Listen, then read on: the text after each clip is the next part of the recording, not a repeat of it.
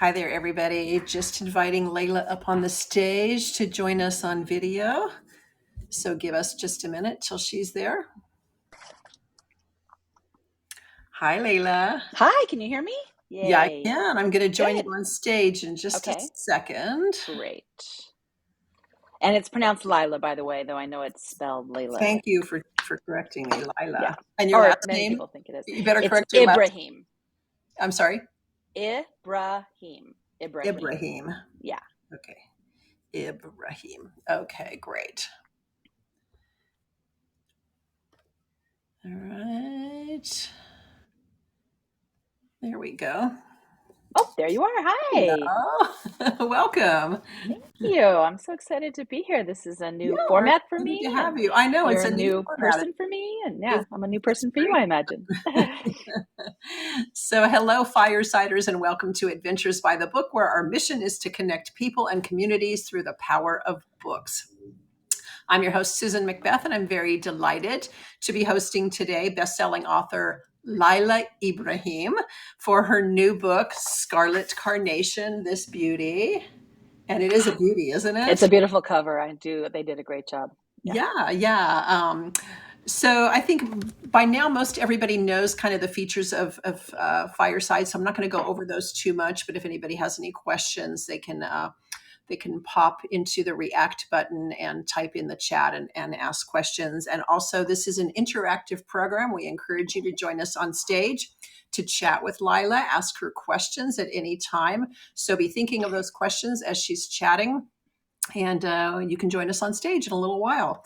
So I'm thrilled again to be chatting with Laila, whose work as a preschool director, a birth doula, a religious educator, coupled with her education in developmental psychology and attachment theory, has provided ample fodder for her novels, which include Golden Poppies, Yellow Crocus, Mustard Seed, Paper Wife, and her new, recently released historical novel, Scarlet Carnation, which we are chatting about today. So, welcome, Laila. Thank you. I'm so glad to be here. Yeah, we're very glad to hear you. So, before we talk about your book, though, you've got quite a diverse background. So, can you go back in time a little bit and talk about your early interest in books and writing and your trajectory into the full time career of writing that you have now? Yeah. Loved reading books like from the beginning. Like I was such a reader, just a huge reader. I just think about how books were like my friend and my travel and everything as a child and a young adult and teenager. And I never ever thought I'd be a writer. Like it just didn't even, I'm not one of those people that's like, oh, I always wanted to write a book or I thought it'd be great to tell a story. When I was 33, I was literally struck in a moment by the images of the characters who ended up being the two main characters in Yellow Crocus, and I was like, I'm not writing a book. And my kids were kind of young at the time, and every once in a while I'd like wake up in the night and I'd, help them go back to sleep. And then I'd lay there in bed and I would think about those characters and think about what happened to them and think about how did they get from that beginning that I thought of to, and then every once in a while I'd think of a new scene. And so when I was 40, I had all these friends that ran marathons when they turned 40. And I was like, I am not running a marathon, but I'm going to try to write that book. I literally would go to Barnes and Nobles and Borders and I would like look for the story. I was like, surely this story has been written by someone and I don't have to do it. Um, it actually makes me think Liz Gilbert has this whole stuff about stories like coming into us, and that if we don't like capture them right away, they'll go to somebody else. And I'm like so grateful that story waited for me. So when I was 40, I started writing Yellow Crocus, and I literally did. I could not remember when I started to write, like to sit down to write it. I couldn't remember if we write in present tense or past tense. And I mean, I'm someone who's read hundreds and hundreds of books, and I was like, how do I not know? I remembered first, second, third person, and I was in a cafe. So I pulled books off the shelf and I'm like, oh, we write in past tense. So I started writing, and I had imagined that scene in my head, as I mentioned earlier, in the middle of the night many times. So the scene just kind of spewed out of me once I realized what it was. And then I just kind of went from scene to scene of like the scenes I knew that I had to write. And I gave it to a few friends and they were like, yeah, keep going. You got something. So I kept writing and writing it, and it took me about 5 years or four, well, like 2 to 3 years for a good draft. Sent it off to agents, sent it off to editors, and I have to tell you, the feedback I got was really good writing, but no, this story, it's not. Nobody wants this story, or it won't be sold, or whatever. And I thought, well, the only reason I'm writing is to tell this story. Because even a few people were like, well, what else do you have? Show us what you have. You're a good writer. So I self-published, and that was in 2011. And then I hit the Kindle Amazon thing just right. I mean, it's a good story. I don't want to deny that it's a good story. And I was lucky. So I hit the Kindle thing just right. And then a big publisher picked it up in 2014. And then in 2015, they offered me another book contract. And now the rest is history. So That's I'm so fantastic. grateful. They did such a great job with Yellow Crocus at the time, and it still sells well. And they didn't want my second novel, but they've given me a lot of freedom with all my other novels. So I'm very, very grateful. That's great. Well, you experienced rejection. I mean, I tell everybody this is an industry rife with rejection, but it doesn't sound like it was as bad as many of the rejection stories we've heard. So, Yeah, I mean, part of what it was that I was so called to tell that story, and and then I had the gift of being able to do self-publishing. Like, I'm very grateful for that, and really grateful I could get it on the Kindle and into people's hands. I did make paperback copies too, but the Kindle, it's always sold like 80%, I think, on Kindle. interesting. Yeah. Yeah. So then how did you arrive at the inspiration for Scarlet Carnation? Yeah, so after I wrote Yellow Crocus, and then they didn't want my second novel, they were like, but do you have anything else? And I said, well, I was thinking of writing a sequel to Yellow Crocus, or a companion. I kind of want to know what happened to those families. They're like, great, write it up. So I wrote it up as an outline, sent it to, at that point, I had a new editor because the editor that bought Yellow Crocus had moved on, retired. And they came back with a 2-book offer for what was Mustard Seed, which is a sequel to Yellow Crocus, and then whatever else I wanted. And that was, so in that that third novel or fourth novel, depending how you think about it, but the second in the 2-book contract was Paper Wife. And then that they both sold really well, and they're like, do you want to do any more? And I said, okay, what I want to do is keep following the families from Yellow Crocus. So I did a proposal. So again, I had to do an outline, and I sent them, a chapter by chapter outline, and that became Golden Poppies. And so that's in the 1890s, following the same family. So it's basically the daughters and the granddaughters of the main characters of the first book. And then and they gave me a 2-book contract, and I kind of knew I just wanted to keep following those families. And that's how I came to Scarlet Carnation. So I started knowing who my 2 main characters would be, and that it would be, but probably close to the 1920s. Well, So then I was can like, you go back a little bit in time for those who haven't read your books yeah, and share a little bit about how the first book in that series and the characters and how it started and then how it ended up into Scarlet Carnation? sure. So Yellow Crocus starts on a plantation before the Civil War. It starts in 1839, if I remember correctly. That was a long time ago I wrote it. And it ends just before the Civil War in 1860. And it's about the daughter of the plantation owner, and how she's handed over into the care of a wet nurse who's an enslaved woman who had to leave her son behind in the quarters to come take care of this baby. And so Maddie and Lisbeth are the point of view characters. There's 2 of them. It was very fun to write a point of view character as a baby. I don't know if I'll ever do it again, but I was so Yeah, glad how that do I you did do it. that? She was a toddler. I got to say, she was a toddler, and I was a preschool teacher, as I said, and I studied child development, and so to just try to imagine like what it's like for a 1-year-old with some cognition, not a lot of language. It was very fun to write, and some people hate it. Some people are like, "That's the stupidest scene ever," and other people are like, "Oh my god, I love that scene." So that was Yellow Crocus. So that ends when I don't know, Lisbeth is 21 and Maddie is 40. And so then the next one takes place not very long after that.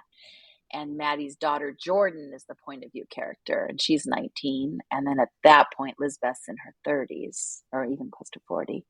And so they're the two point of view characters, and it's set between Ohio and Virginia during Reconstruction, 1860s. And then the next one, which is Golden Poppies, takes place between Chicago and Oakland in the 1890s during the Pullman strike, during the Gilded Age.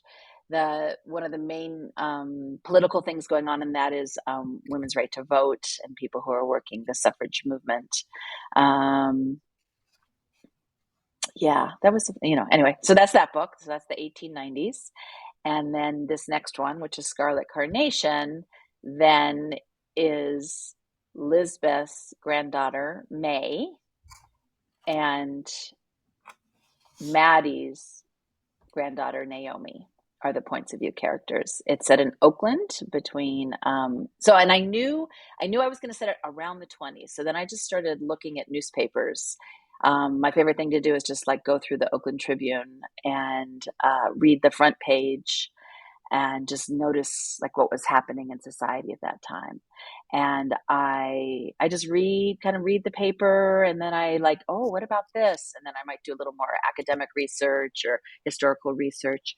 So when I started writing that book, so it's the fall of 2019, I saw that when World War I ended in San Francisco on Market Street, when they were celebrating the end of World War I, most of the people were wearing face masks. And I was like, wow, how did I not know that? Right? Like, and part of why I didn't know that, I realized later, is that in New York, they didn't have a big bout of the flu at that moment, or in Chicago. So I'd seen pictures of people celebrating the end of World War I, but they weren't wearing masks because they weren't in a place where the flu was happening so much. So I was like, wow, I didn't realize, like, I mean, of course, the 1918 flu pandemic was happening at the same time as World War I, but for some reason I had just never quite put that together in my brain. And I thought, oh, that's going to be part of probably the ending of my book. I need to get that in there. And then the irony of 3 months later, 4 months later, me being masked up and being in my house and realizing we were facing a bigger pandemic and not as many deaths at all as the 1918 flu pandemic, but a pandemic that affected all of the world at the same time, shutting things down in a way. So that was crazy to be writing about. Yeah, you interweave a lot of those historical experiences into your books and social transformation. And before we talk about that, let's give everybody kind of, without giving too much away, because we want them to read your book. Yeah. But can you give us a little background about the plot and the story of Scarlet Carnation and May and Lizbeth and your characters? Yeah. So May's a young, I for some reason, I love to write about 19-year-olds. So May is like this 19, 20-year-old, and the self-certainty that she has, that she is about to live a great life, and that she graduated from high school, and instead of going for a job just anywhere, she decided to go for a job at the University of California, Berkeley, thinking she might be able to, marry a man who had gone to college. Her father wasn't in her life, and her grandfather died before she was born. So it was just her mom and her grandmother growing up with, and she's like, I'm gonna marry a good man, and we're gonna have a great life, and I'm gonna have a life completely different than my mother's. And her mom, to her, feels a little cold, right? She's like, my mom isn't that warm. Her grandmother was the warm one in her family. And so the beginning is just her like, yes, this is going to be great. And then it doesn't go great for her. It doesn't go the way she expects. She has an unintended pregnancy, and then has to face single parenting on her own. I don't know how much detail you want me to go into, but that's kind of where she starts out her trajectory. And then Naomi is someone who's living a very solid middle class life. She's African American. May is white, and that side of the family, that all those characters are white. Naomi's family's mixed, but they live they're considered to be Black, even though they're racially mixed. And and she is a nurse, and her mother's a teacher, and her husband works as a Pullman porter, and she aspires to buy a home. Like that's her, like her three kids are doing well, and but her great aspiration is to buy a home. And so, and her husband's like, I like where we live, let's move, let's not. And she's like, no, we need to expand and have a backyard and have she's just ambitious in a way. And she's working with the NAACP, which is a recently formed organization, and she's part of organizing that for Northern California, just wanting to ensure that her children have as many or more rights than she does. And it's in a time when I think what was painful to be researching is seeing how discriminating laws were just coming into place, and how segregation was being encoded in the legal system, is something that I look at. So even in Oakland, like there were segregated theaters for just a little while, but then the NAACP fought it, and they couldn't segregate the theaters anymore. But that's what you see in these social movements. It's like, oh, right, like they expand, like both the good and what I think of as expanding people's rights and limiting people's rights. It can expand in either direction. And so you could see in that time period that struggle in Oakland. Absolutely. And so the Yeah.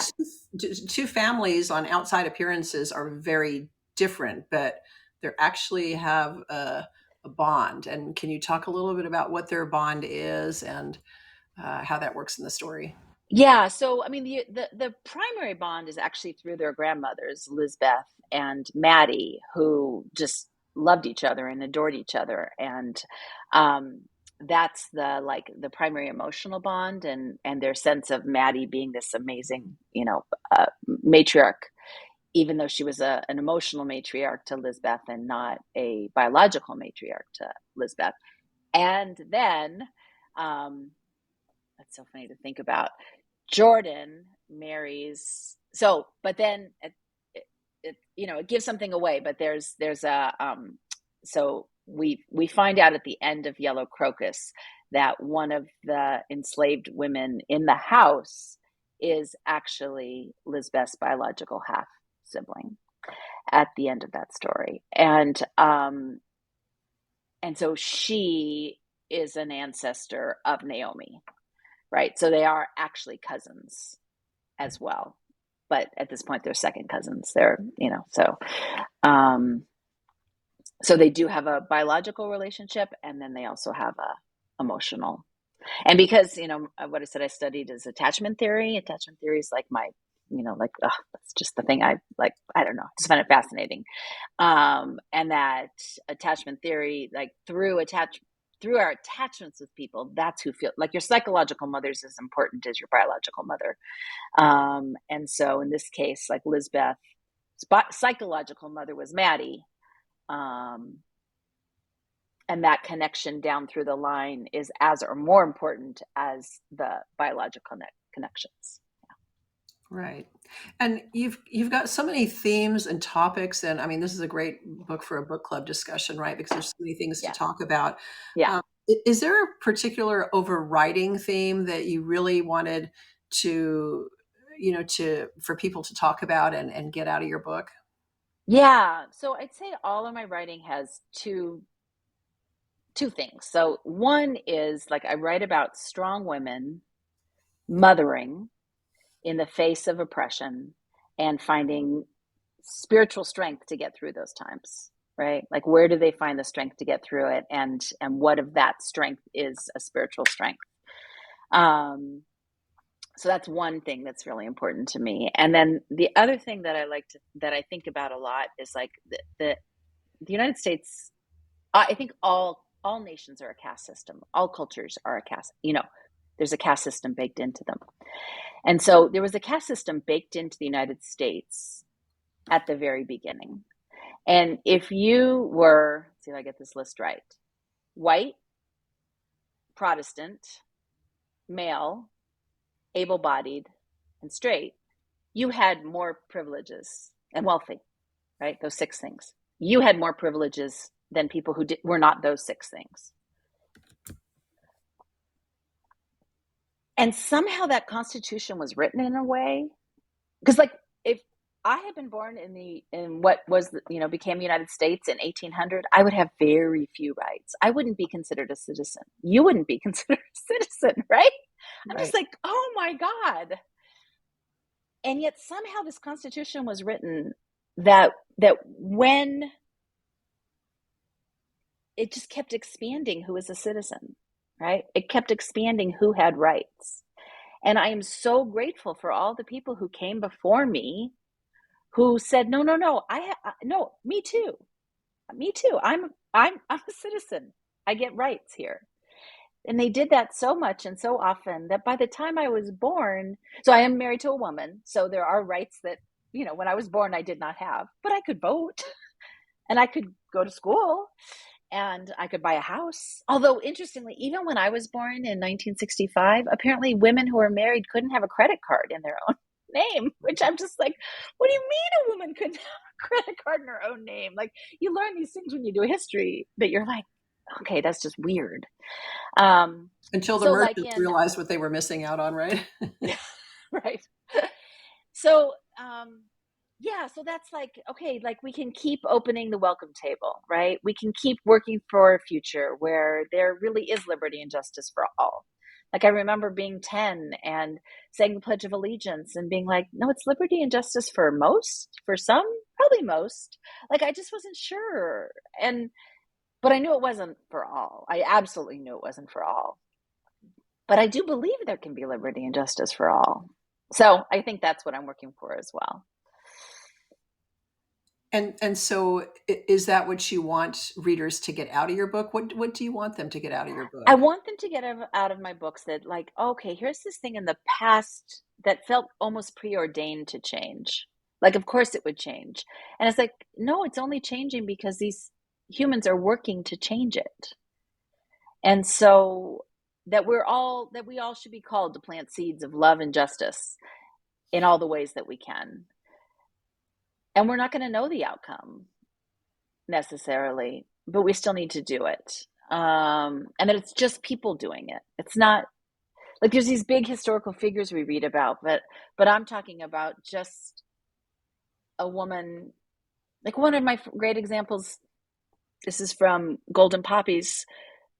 There's a woman named Kate Kennedy who went to the school board in San Francisco and said, I think women should be paid the same amount as men.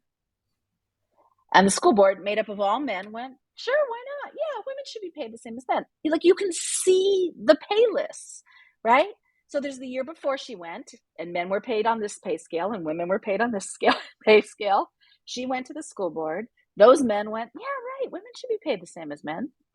Sure. And then you see that new pay scale. And then teachers in Oakland were like, well, I'm going to go teach in San Francisco. The women were like, well, I'm going to go teach in San Francisco because they're paying a lot more. So in Oakland, they had to pay more. And then, of course, and then the dominoes. So it's like all of us can be people like Kate Kennedy who just say, let's treat people more fairly. Let's treat all of us more fairly.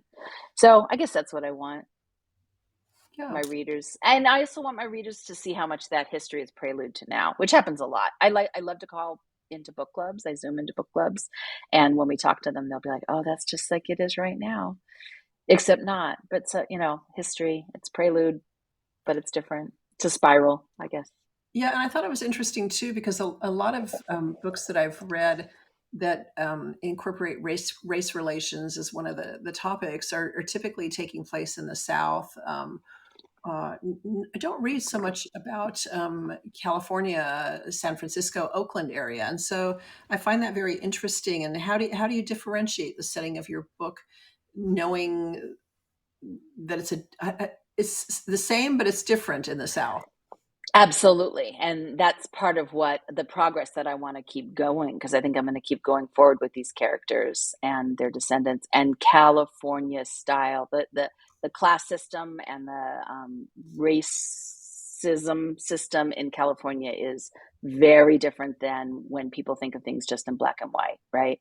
So, I remember when I heard that California is one of the perfect examples of genocide, and it was the genocide of the Native Californians. That it's one of the most successful or effective, or I don't even quite know what language to use. And I was like, oh my God, like that's just, I grew up in California, but that's not talked about. Like we don't talk about as if there was a large Native American population in California that just disappeared. So that Paper Wife is about the Chinese Exclusion Act and how so in California, racism against the Chinese was the prominent. In Northern California, that's the prominent form of racism. In Southern California, it was Mexicans. So to look at that and think about how that's shaped California, and that the discrimination against African Americans in California actually didn't become as prominent until the 1900s. And then some of the characters were shipped off in the military down to Texas and had some not so good experiences down there. Yeah. And that's one of those things where that was the time period when basically Southern style segregation was being put into play in the federal government, right? So the federal government starts segregating the way it was. There were people in the South wanting it to be segregated. And that's an example of that for sure. Yeah, what was happening. And yeah, Yeah. on the border during World War I. And you also see how that's like part of the whole US-Mexico tension that we Yeah. still live with. Yeah. Where are you? Are you in San San Diego. Diego? Yeah, so Mhm. you know. Yeah. Yeah. Yeah. But I mean, I didn't grow up here, so Yeah. it's a different experience for Yeah. sure. But Yeah. yeah. Yeah. And Oh, so another theme in all of my books is the goal to get free and reduce price labor. And how that happens over and over again. Like, okay, so so it was enslavement in the first book, it's convict leasing in the second book. Paper Wife is about undocumented workers, basically, and how important it is to have people be undocumented because then they have to stay in the underground. And if they're undocumented and they can't become citizens, then that just perpetuates the caste system even more. Yeah, it's just this kind of ongoing yeah, and it sounds like you have cycle more issues to talk about in the next book, which we'll get to in a minute. for But sure. I want to talk a little bit about the title and the significance of Scarlet Carnation. What's interesting is like I didn't mean for all of my books to end up having these flowery titles, but after I did Golden Poppies, I was like, okay, I think they just have to be flowers. And and so what I love, and I did not know it was going to be Scarlet Carnation. Like it took me a long time. I don't know why. Now it's so obvious now. Um, but I decided at some so the thing about the carnation that I love is so in the book, carnations stand for two things. So one of them is motherhood and the idea that you wear a flower to honor your mother, and that white carnations were for mothers who had died, red carnations were for mothers who were alive, and that it started out as an activist thing. So it was Julia Ward Howe wanted women to unite against war. And she thought if women all over the world said, you're not going to send my son to war, we can't have war because we don't want our sons to die. A universal day of mothers declaring peace was how Mother's Day started. And then it got kind of more what we would call hallmarks now, right? Let's have it be a day to honor mothers and motherhood, not a day for peace. But then when World War I started, people who were against the war, they started wearing white carnations to show that they were against the war. And then people who had a son in the war started wearing red carnations. I think I'm getting this right. I get it mixed up. And there's even a mistake in the book that someone said, why is she wearing a red one when she should have a white one, or a white one instead of a red? I am embarrassed to say I got them mixed up. But anyway, so so that's where I was like, I know it's going to be the carnation. And then part of what I wanted the idea to be is that it's both It's a joy and a sorrow. It's a celebration and a loss. And so I was like tinge carnations, mixed carnations, variegated carnations. I mean, I'm just running, different kinds of carnations by everybody. And my editor comes back with white carnation and says, I've run it by everybody, and we all think it needs to just be white carnation. And in the book, you can have the mixed carnation thing going on, but it can't be the title. It's just too weird. And I was like, yeah, I get it. So I was like, okay, it'll be white carnation. And then in a flash, I was like, Scarlet Carnation. Because of the unintended pregnancy at the beginning of the book. And so it's a nod to the Scarlet Letter. So it's lots of things. And that's part of what I want to, that is another theme of my books, is how things are just complicated. Like, it's not black and white, it's all exceptionally complicated. So, and then I wrote my editor back and I said, how about Scarlet Carnation as a nod to the Scarlet Letter? And they were like, yep. So yeah, I love the title of the book. And it's funny. It's always funny to me when some book titles are just like there, and others takes me a long time to get to them. And then I feel silly that it took me that long. And it sure makes for a gorgeous cover, doesn't it? Doesn't it? Yeah, Yeah. It's it's just stunning. beautiful. It's Yeah. stunning. So I know you've got real life experiences that have influenced some of your writing. Can you talk about any specifically that may have directly influenced a scene in the book, or that you drew upon your knowledge or experience in writing? Yeah. Definitely all my birth scenes are from having been a doula, And what and is just the difference loving the between a doula and a midwife? Can you explain to people? Yeah. So a doula is I mean, a midwife does the medical part, right? And not that a midwife won't do some of the parts that a doula does, but they're in charge of the medical part. They know about, you know, delivery and births and what's healthy and what's unhealthy and what's an emergency and what's not an emergency. A doula provides physical, emotional, and informational support before, during, and after birth. So you can work with a doula in a hospital. You can work with a doula at your home. So your doula is a private. Very few doulas are covered by health insurance or any company. So most people hire a doula, and it's just someone that's going to companion you on this journey. And partly it's because the way our medical system works right now is you generally don't know what practitioner is going to be in the room with you. And so it's nice to know that you're going to have a warm, familiar face to stay with you for, like, I generally would join people in their home so I'd meet with them ahead of time, and then I'd join them when they're in labor at home and help them know when to go to the hospital, and then stay with them at the hospital until the baby's born, and then meet them at home after they get home from the hospital.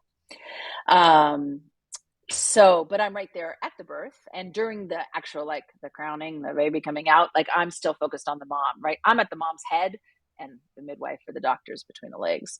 And I'm providing support for the partner as well, like giving them a break, letting them go to the bathroom, right? It's intense. Labor's intense. It takes a Yes. lot of time and energy. And before I wrote Yellow Crocus, I had read one birth scene in my entire life, and I loved it. I just was so captivated by it. I was a teenager. And as I was writing Yellow Crocus, I was like, why don't we read more birth scenes? Like, it's insane to me. It's like, how many battle scenes have I read, right? Like, swords and longbows and, like, but birth, which is like life and death itself, and is so, each one is a hero's journey, we just don't read about. And yet when women start talking about their birth experiences, it's just like blah, blah, blah, blah. So I was like, I want to have really good birth scenes. And particularly in Yellow Crocus, but even in some of my other ones, I have really good breastfeeding scenes that really, like, I almost feel like I'm teaching. And there's some, particularly in Yellow Crocus, again, there was some good sex scenes, but even in later ones, I'm like, I kind of feel like this is a way for people to learn about sexuality and about birth and about breastfeeding and, like, what it's actually like. Because right now we live in a time where people are often experiencing it for the very first time when they're doing it for themselves, right?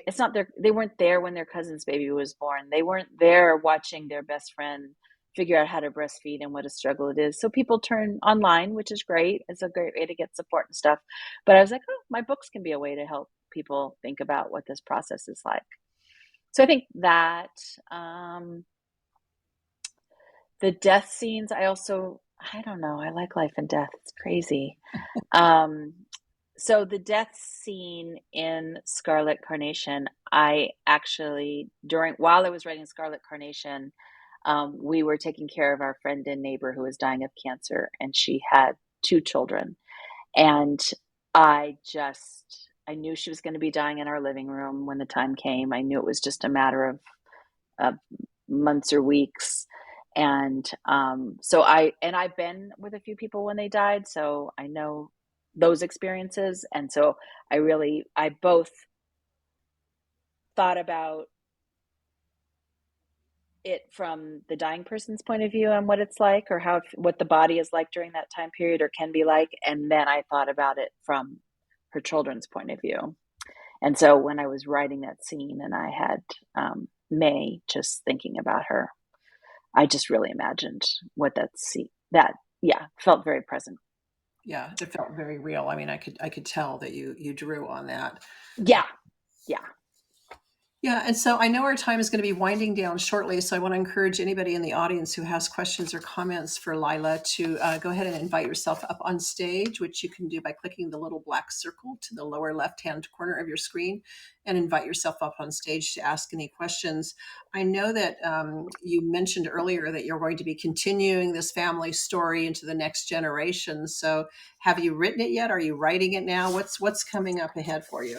Yeah, so I've outlined it, and it is set in Berkeley. It's going to be set on my street, on Woolsey Street, starting in 1941, and it's going to start with a birth scene. And while this birth scene is happening, so my main characters, May's daughter is going to be the main character, Kaylin, and her neighbor and good friend and business partner is having a baby. And while she's having a baby, Pearl Harbor's happening. And her neighbor is of Japanese descent. She's a U.S. citizen of Japanese descent, and she's going to be interred. And that's going to be one of the main parts of the book.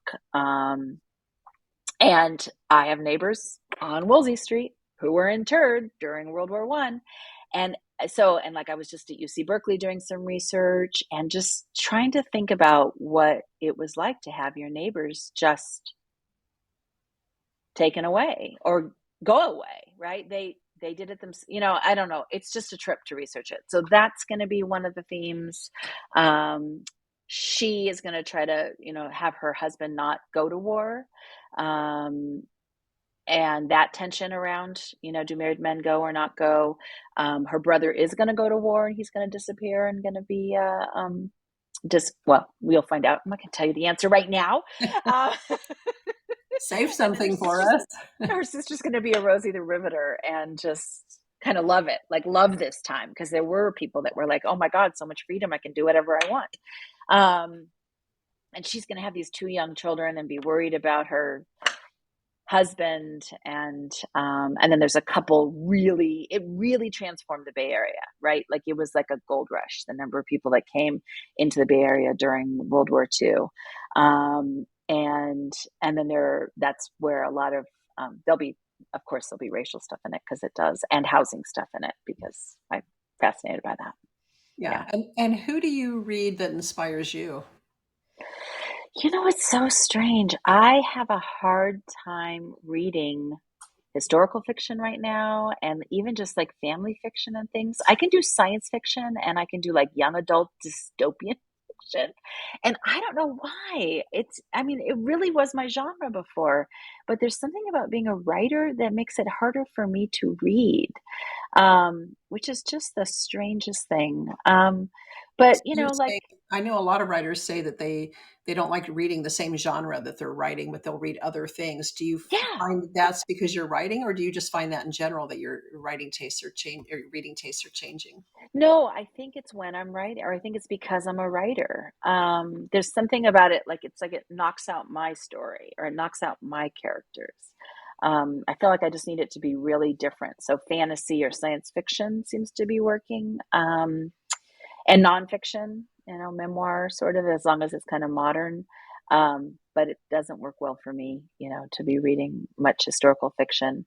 And partly it's because I feel like I don't want to take their idea. I don't know. I don't know what it is exactly, but there's a little bit of that. Like, I'm afraid I don't think I really am. It's not like I'm necessarily reading about my time period. It's very strange. No, I've heard authors talk about that before. It's not that they're intentionally trying to plagiarize, but something they read triggers or plants a seed, and you take it in a different direction, but then somebody else writes about it, and it seems, Yeah. yeah, it's a weird thing about writing.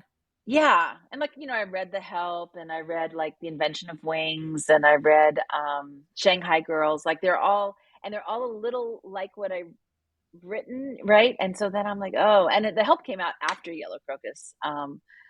Or at least after I'd written Yellow Crocus. And I read The Invention of Wings after as well. But yeah, I just don't want to be, yeah. Anyway, that's just how it's worked out for me. So I don't push myself to read And do you have any historical fiction. thoughts or comments on the fact, because I know you talked about it, I think, I don't remember if it was at the end of the book, you talk a little bit about, you're writing from about a Black family, you're writing about a white family.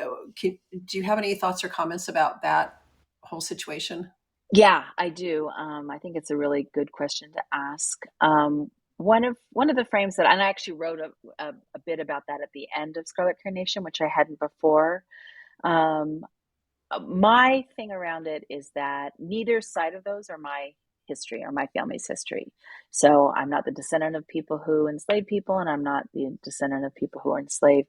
And I will say, and I'm not the descendant of people who came from China, immigrated from China. And yet, that's my history. It's all of our history. It's US history and it's world history. And I don't believe that it doesn't impact all of us, and that all of us need to be thinking about this inheritance of ours.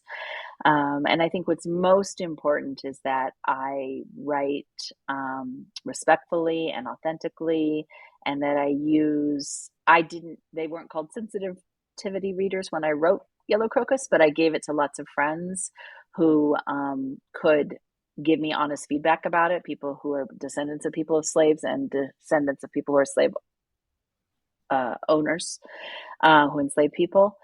And I've done that with all my books, right? So my second book is about an evangelical Christian mom, and I sent it to friends of mine or colleague people who would read it, who were evangelical or had been evangelical, because I wanted to make sure I was being respectful, or using the right language. And so I think the thing around, and would get feedback like, oh, that language isn't quite right, or that language is right. And so far it's been pretty gratifying. Like, I've gotten very good feedback from people. And I want to be open and humble when I get it wrong. And yeah, that's my goal. Yeah, thank you. Yeah. Thank you for Yeah. sharing that. And so our time is winding down. So one last call. If anybody has any questions or comments for Laila, you can invite yourself up on stage. In the meantime, if you like what you've heard and you want to hear more, she's got another book in the works. You can click on her icon and follow her, so that anytime she's on Fireside, you will get notification of her chats. And we do hope you will come back. A little reminder, too, that you can go on our website, adventuresbythebook.com, and the link is in the fortune cookie in the middle of your screen, and purchase a copy of Scarlet Carnation and read about what Laila has been talking about today. And it's been a pleasure talking with you. Any final thoughts or words that we haven't covered that you'd like to share? No, I'd just like to say thank you so much for having me. And it was a lovely conversation. You've asked some really interesting questions. And yeah, it's just been a joy. Well, it's been a pleasure, and congratulations on Scarlet Carnation. Thank It's you a so much. book, and yeah, lots to talk about after reading it. So, uh, I just want to mention our next Fireside adventure coming up is on May 10th with Liz Mykowski. Her book is called Darling Girl, and it's a reimagining of Peter Pan. It should be very interesting. If you're not familiar with Adventures by the Book, you can go to our website, adventuresbythebook.com. We not only do Fireside virtual events, we do Zoom virtual events. if you're in the Southern California region. We do in-person events, such as our upcoming day trip to the Huntington Gardens and Library with New York Times bestselling author Lisa See. We're going to go have dinner with Lisa, talk about her book On Gold Mountain, which is a memoir. Great story about her, true story about her grandfather's partial founding of Chinatown in LA. And then we're going to head over to the Huntington Garden because they have turned that in partnership with the Los Angeles Opera into an opera that we're going to see of On Gold Mountain. So that'll be really fun. And there's much more. Just go to our website, adventuresbythebook.com, get your copy of Scarlet Carnation. Until next time, thank you everybody in the audience for joining us. Thank you everybody on our social media outlets that are listening in from our live public profile page. So until next time, ask yourself this question: what will be your next adventure by the book? Thank you, everybody. Good night. Good night.